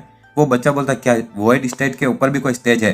तो वो दादाजी बोलते कि ऐसा कहा जाता है कि अगर तुम वॉइड स्टेट को पास कर लोगे तो तुम बस एक सोच से ही लोगों को चोट पहुंचा सकते हो, और इसको the life and death state कहा जाता है। लेकिन अभी तक आज तक किसी ने इसको हासिल नहीं किया है, और मतलब कि हमारे सोमुन ने इसको हासिल कर लिया है, लाइफ एंड डेथ वाला स्टेट। और आगे उसके दादाजी बोलते हैं ये एक इम्पॉसिबल स्टेट होगा जिसमें पहुंचना नामुमकिन होगा, तो कैसा रहेगा कि तुम इस तक पहुंचने की कोशिश करो। वो बच्चा बोलता मैं। उसके दादाजी बोलते कि जब तुम एक बार इंपीरियल स्वॉर्ड आर्ट को मास्टर कर लोगे तो तुम सब मिलिजेशन वाले लेवल तक पहुंच जाओगे, और तुम्हारे जो दादाजी है उन्होंने ऑलरेडी तुम्हारे लिए रास्ता क्लियर कर लिया, तो क्यों ना तुम आगे और लाइफ एंड डेथ वाले स्टेट तक जाने की कोशिश करो। हाँ, और बच्चा बोलता है मैं समझ गया और मैं उसको हासिल करने की कोशिश करूंगा। आगे हम कहीं और का सीन देखते हैं जहां पर कि कोलाइजन के अंदर एक बंदा बोलता है कि वो लोग कुछ ज्यादा ही शांत नहीं है। दूसरा बंदा कहता है हाँ सही कहा, और वो लोग कुछ समय पहले अपना मूव करने चाहिए थे। नहीं, एक और इंसान बोलता है लेकिन कुछ भी हो, और ये अजीब बात है, और ऐसा तो है नहीं कि वो लोग हमसे डरते हैं। और दूसरा एक और बंदा कहता है तुम्हें क्या लगता है? सामने वाला इंसान कहता है कि जरूर किसी तरह की तो मूवमेंट्स चल रही हो, लेकिन या तो ये हमारी आंखें और कान पूरी तरह से ब्लॉक हो चुके हैं, या फिर वो लोग इतने चुप कर मूव कर रहे कि हम उनको नोटिस भी नहीं कर सकते। और आगे वो बोलता लेकिन ये ज्यादा अजीब बात नहीं होती कि जो ये न्यूज की अभी वो लोग हम पर हमला कर रहे हैं वो अभी हम तक पहुंचनी चाहिए थी, और हमें सबसे पहले हमारे डिफेंस को बढ़ाना होगा ताकि हमारे दुश्मन अभी हमारे बहुत ज्यादा करीब आ चुके हैं, और हमें जल्द से जल्द होनान प्रोविनेंस के अंदर भी इकट्ठा होना होगा सारे क्लैंस के साथ में। और अगर दुश्मन तुरंत हम पर हमला करेगा तो यहाँ तक कि हमारे लिए भी ये हैंडल करना मुश्किल होगा। एक इंसान बोलता है आखिर जो 4 महान फैमिलीज है वो कब आएगी? दूसरा एक इंसान बोलता है कि जो नॉर्थ के हुआंग बो फैमिली और साथ ही में हाबुक फैमिली वो भी एक साथ में जूगे फैमिली के साथ में मिल चुके हैं और उस रिवर को पार कर चुके हैं। और जो सिचुआन के टैंग फैमिली की बात रही, जो एल्डर है वो अभी यहाँ पर आ रहे हैं और साथ ही में अपने इलाइट सोल्जर्स के साथ में। एक इंसान बोलता है ओह, और अंकल टैंग और जो पिताजी वो बहुत ज्यादा खुश होंगे, और आखिर वो कब आ रहे? एक इंसान बोलता है कि वो हुनान प्रोविंस में थे, कल तो अगले कुछ दिनों में आ ही जाएंगे। एक और इंसान बोलता है ब्रदर और आखिर जो 5 महान फैक्शन है उनका क्या? तो एक और इंसान बोलता है मुझे उनका पता नहीं कि आखिर ये क्या चीज़ है और अर्जेंट कितना है। लेकिन एक और इंसान कहता है इसकी चिंता करने की जरूरत नहीं हो, सब कुछ ऐसे छोड़ दो। दूसरा एक बंदा बोलता है कि हमें उनकी ताकत की जरूरत होगी अगर हम जिंदा रहना चाहते हैं। और जब बात आती है कि अलग अलग इंसान की ताकत की, तो हम कोई ऐसी फोर्स है जिसको कोई हल्के में नहीं ले सकता। लेकिन अगर हमें भी पहचान पहले से अकेले लड़ना पड़ा तो हम पूरी तरह से खत्म हो जाएंगे। और इसीलिए हमें ये मानना पड़ेगा कि जो डार्क पाथ है वो सभी लोग एक हो चुके हैं, और इसीलिए जितने भी क्लैन है अलग अलग वो सभी एक साथ में मिलकर उनका लीडर भी चुन चुके हैं। और इसीलिए जो पाचन पहले से जब वो मूव करेगा तो इसका मतलब कि सारे डार्क पाथ हम पर हमला करेंगे। और आगे वो इंसान बोलता है ईमानदार से कहूँ तो मुझे लगता है कि हमारी नेमगोंग फैमिली को नॉर्थ की तरफ चला जाना चाहिए। और वो लोग बोलते क्या? और एक बंदा कहता क्या तुम पागल हो क्या? और आखिर इसके साथ में जो हमारी बेइज्जती होगी इसको तुम कैसे हैंडल करोगे? सामने वाला इंसान बोलता है कि इसीलिए मैं बस ये बोलना चाहता हूँ कि आखिर हमारी अभी की सिचुएशन कितनी ज्यादा अर्जेंट है। और इसी के साथ हमारा ये चैप्टर भी यही खत्म होता है। और मुझे पता है 2 चैप्टर से बस बातें ही हो रही है, लेकिन ये थोड़ा समझने के लिए मुश्किल होगा, मैं क्या करूँ। Thanks for watching.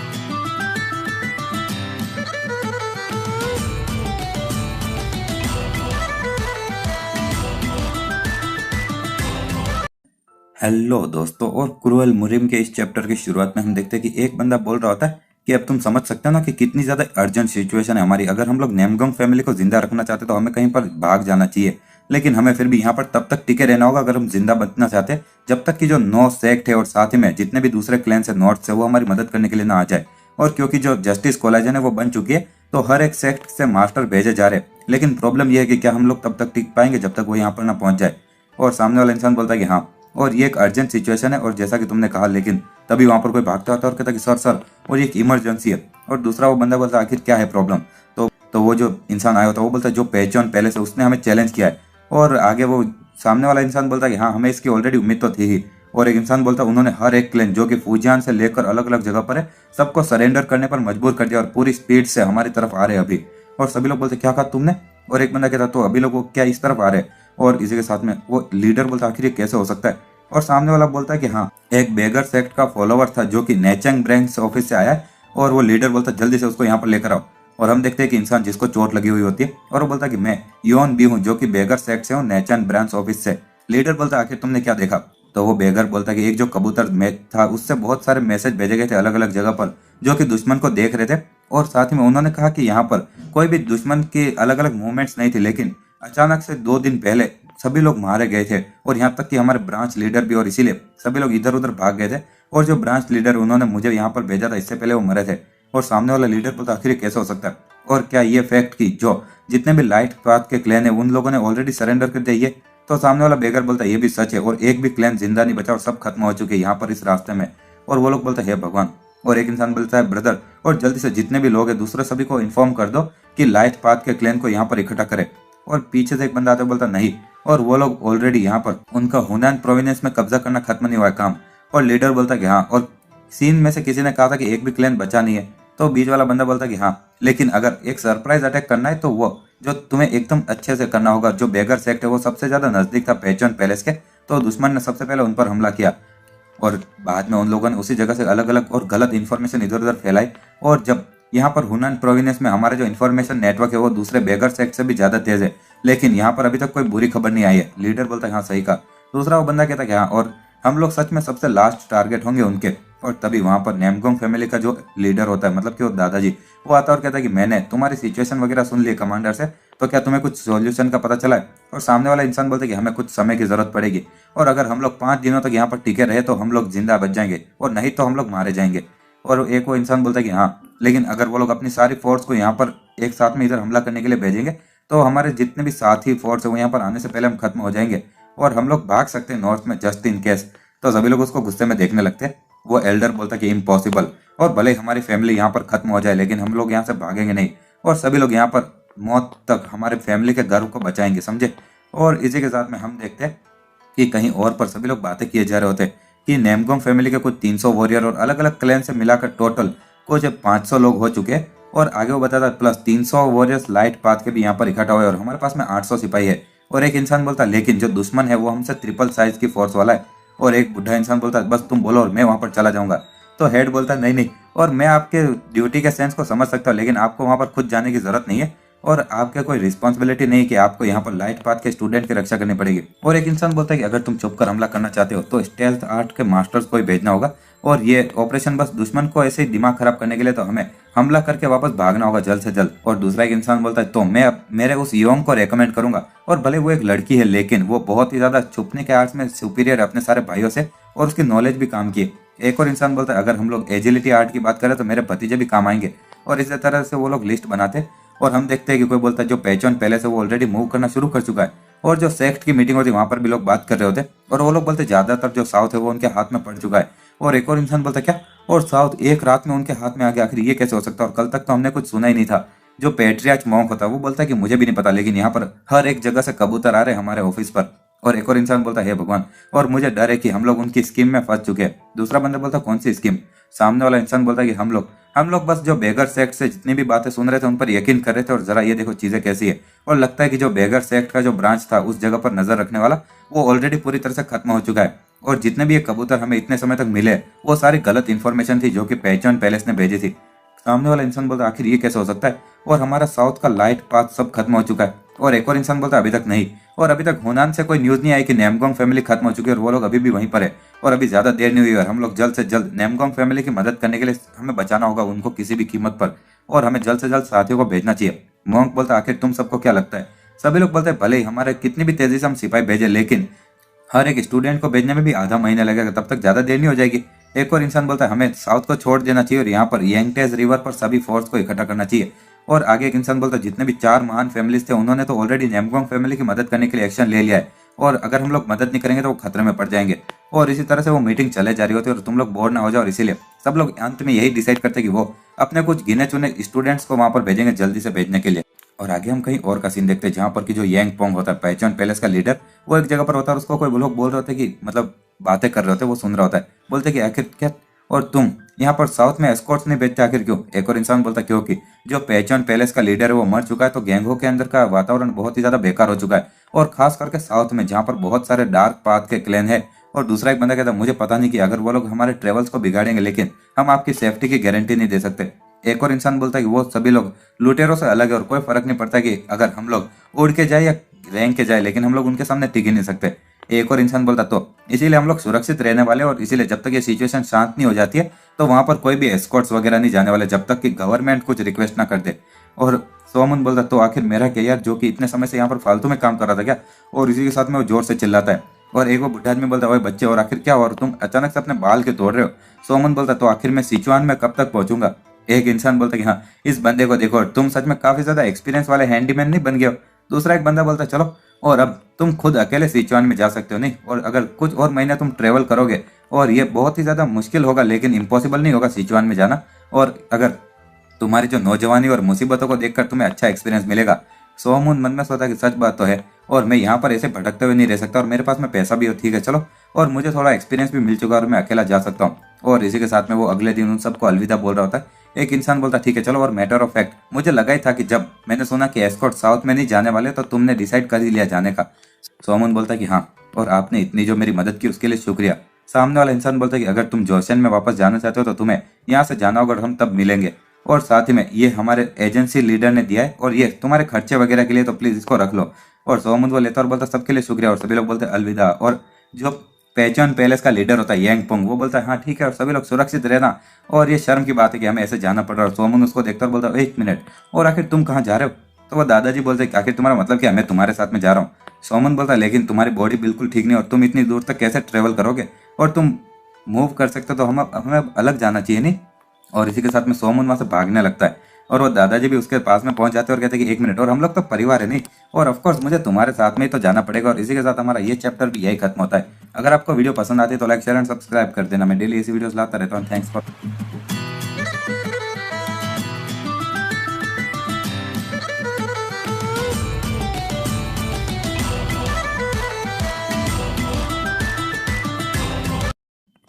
हेलो दोस्तों, और क्रूएल मुरिम के इस चैप्टर की शुरुआत में हम देखते हैं कि जब सोमन आगे जाए जा रहा हो तो पीछे से वो युएंग पोंग बोलता है कि ओए धीमे हो जाओ यार।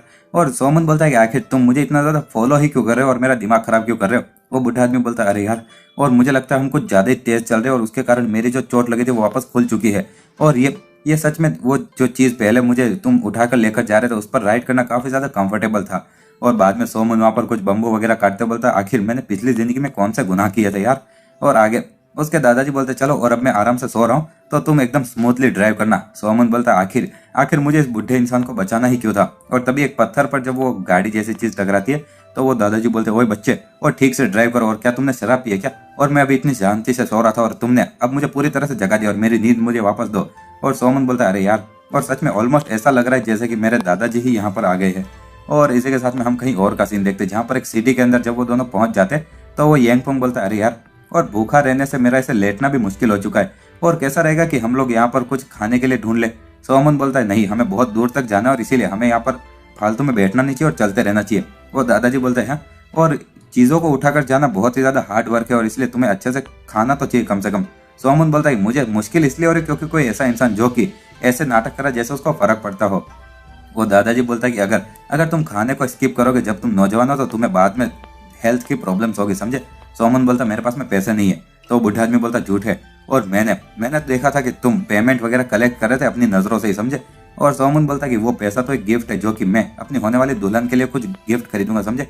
और वो बुढ़ा आदमी बोलता अरे यार मैं भूखा हूँ और मेरे जो पेट की चमड़ी है वो पीछे जाकर मेरी पीठ की चमड़ी से मिल गई है, और भतीजे प्लीज मुझे एक प्लेट डम्पलिंग ही खिला दो मरने से पहले। और सभी लोग उनको देख रहे होते। सोमन बोलता है भगवान मैं कसम खाता हूँ कि ये इंसान यार। और इसी के साथ में कहीं पर एक डम्पलिंग लाई जाती है और वो दादाजी बोलते हैं कि वाह ये स्मेल काफी ज्यादा अच्छी है, और वो एकदम से फुल स्पीड में सब कुछ खाने लग जाते हैं और एक डम्पलिंग बची होती है। और वो बोलते कि आखिर तुम कुछ खा क्यों नहीं लेते। और तभी साइड में लोग बात कर रहे होते कि मैंने सुना है कि जो पैचन पैलेस है वो उन्होंने साउथ पर कब्जा कर लिया है। और वो दादाजी वो सब सुन रहे होते। एक बंदा बोलता मैंने कुछ अफवाह मैंने भी सुनी, और जो लाइट पाथ के जितने भी क्लैन है वो नेमगुंग फैमिली के उस जगह पर इकट्ठा हो रहे हैं होनान के अंदर, और मुझे लगता है कि गैंगो जल्दी पूरी तरह से खून में लपेटने वाला है। और वो दादाजी जब नीचे देखते तो डम्पलिंग खत्म हो जाती है, और वो बोलते क्या मैं और डम्पलिंग्स ऑर्डर कर सकता हूँ, राइट। और वो बोलता चलो और 10 और प्लेट लेकर आओ डम्पलिंग्स। तो वो लोग बोलते यस सर। और इसी के साथ में 10 प्लेट वहां पर आती है, और जब वो दादाजी उसको खाए जा रहा होता है सोमन मन में सोचता मुझे लगता है कि उसके पेट के अंदर कोई राक्षस है यार। और इसी के साथ में हम देखते हैं कि कुछ टाइम और बीत जाता है, और जब सोमन 2 रास्ते की वाली जगह पर पहुंच जाता है तो एक साइड में वो जाता है, और जो दादाजी होता है वो उस बोर्ड को देखकर बोलता है ओए रुको रुको रुको, और लगता है कि हम लोग गलत रास्ते पर जा रहे हैं। सोमन वहां पर उस बोर्ड को दिखाते बोलता है हम लोग सही दिशा में जा रहे हैं और ये सिचुआन प्रोविंस की तरफ जाता है। वो दादाजी बोलते क्या तुमने सुना नहीं क्या, और यहाँ पर बहुत ही ज्यादा बड़ी लड़ाई होने वाली है। सोमन बोलता उससे मुझे कोई फर्क नहीं पड़ता है भले वहां पर लड़ाई हो या ना हो। वो दादाजी बोलते हाँ, और कितना ज्यादा फ्रस्ट्रेटिंग है यार, और आखिर इससे तुम्हें कुछ फर्क क्यों नहीं पड़ता। सोमन बोलता है भले वहां पर एक लड़ाई होगी या नहीं होगी, लेकिन मैं तो सिचुआन में अपनी होने वाली दुल्हन को ढूंढने जा रहा हूँ। और वो दादाजी बोलते लेकिन क्या होगा कि अगर तुम्हारी दुल्हन भी वहां पर उनके सामने लड़ रही होगी तो। सोमन बोलता हाँ आखिर इसका, और मेरी जो दुल्हन है वो सिचुआन टैंग फैमिली का एक हिस्सा है। लेकिन वो दादाजी बोलते अरे यार, और तुम्हें सच में यहाँ पर इन 5 फैमिलीज के बारे में कुछ नहीं पता। हाँ, और जो नेमगुंग फैमिली है वो बहुत ही समय से 5 महान फैमिलीज का एक हिस्सा रही है। सोमन बोलता तो आगे वो दादाजी बोलते जो टैंग फैमिली वो भी 5 महान फैमिलीज का एक हिस्सा है। सोमन बोलता वो ऐसी बात है। आगे वो दादाजी बोलते हाँ, और जो वो दोनों फैमिलीज है उनकी रिलेशनशिप भी बहुत ही ज्यादा करीबी है, और जब नेमगोंग फैमिली खतरे में होती है तो टैंग फैमिली बिना किसी शक के अपने साथ ही भेजेगी और सिपाही भेजेगी। सोमन बोलता तो वो दादाजी बोलता जो तुम्हारी दुल्हन है वो भी उन सिपाहियों में हो सकती है, समझे। और सोमन वो सोचता है और बोलता है ओ प्लीज। और आगे वो दादाजी बोलते कि जी इंसान जो कि तुम्हारी दुल्हन हो सकती है उसको चोट लग सकती है या मर भी सकती है, और तुम बस इसको ऐसे छोड़ने वाले हो। सोमन बोलता तो आखिर तुम चाहते क्या, मैं क्या करूं। तो वो दादाजी बोलते ऑब्वियसली तुम सीधे शाओलिन टेम्पल की तरफ जाओ। सोमन बोलता आखिर शाओलिन में क्यों। तो वो दादाजी बोलते अरे मेरे दोस्त, और आखिर तुम इतने बेवकूफ कैसे हो सकते हो इस सिचुएशन में, और ध्यान से सुनो। और जो पैचन पैलेस है वो जो डार्क पाथ है मतलब काले रास्ते पर चलने वाले लोग हैं उनके हेड की जगह है, और साथ ही में वो लोग जोंगियान पर कब्जा करना चाहते हैं, तो जो लाइट पाथ है वो बस ऐसे बैठे नहीं रहेंगे, समझे। और जो कोलाइजन है जस्टिस कोलाइजन वो ऑलरेडी बन चुकी है, और बिना किसी शक के उन लोगों ने ऑलरेडी सिपाही वगैरह भी भेजने शुरू कर दिए होंगे नेमगोंग फैमिली के लिए। सोमन बोलता तो क्या। तो वो दादाजी बोलते अगर तुम उनके उन सिपाहियों को ज्वाइन कर लो। सोमन बोलता रुको, और आखिर मैं उनके उन सिपाहियों को ज्वाइन क्यों करूंगा। तो वो दादाजी बोलते कि अगर तुम ऐसा करोगे तो तुम अपनी दुल्हन से मिल पाओगे, और अगर तुम उनके साथ में ट्रेवल करोगे तो इससे तुम्हारा खतरे का रिस्क भी कम हो जाएगा। सोमन बोलता है अगर मेरी दुल्हन उनके पास में नहीं गई होगी तो ये तो मेरे समय की बर्बादी होगी नहीं। वो दादाजी बोलते कि जो साउथ की तरफ जहाँ पर एक बोट से जाना और नॉर्थ की तरफ एक घोड़े से जाना, और अगर तुम सिचुआन में जाना चाहते हो तो एक नाव से जाना ज्यादा तेज रहेगा, समझे।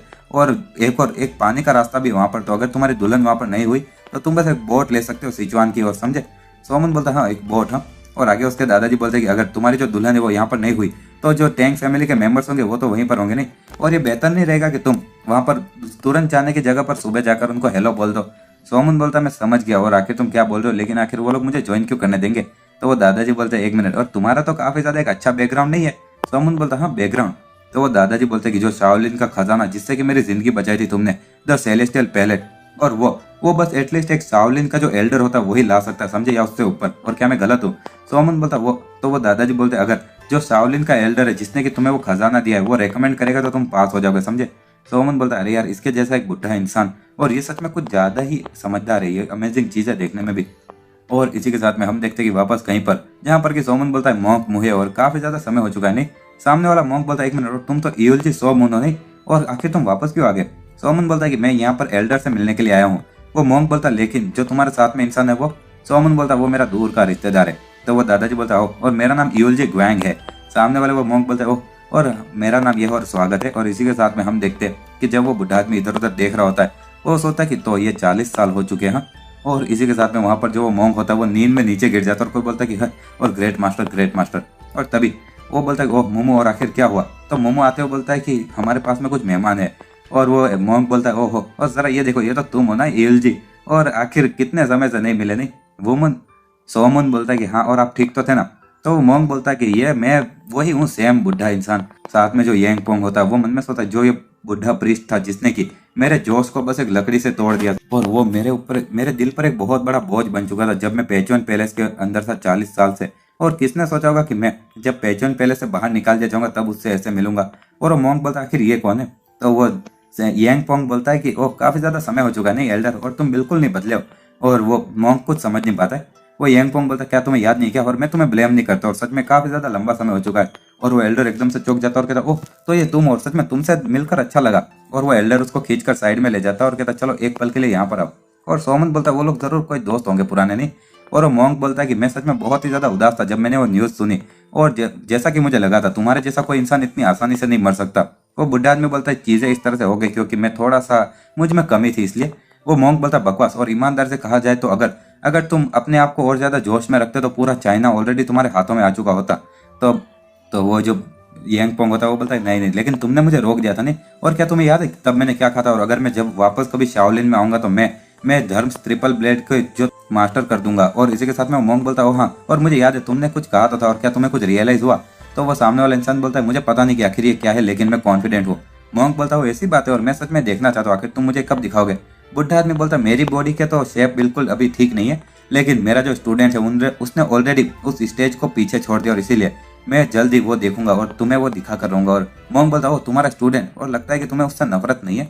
और इसी के साथ हमारा ये चैप्टर भी यही खत्म होता है। अगर आपको वीडियो पसंद आती है तो लाइक शेयर एंड सब्सक्राइब कर देना। मैं डेली ऐसी वीडियोस लाता रहता हूँ। Thanks for watching.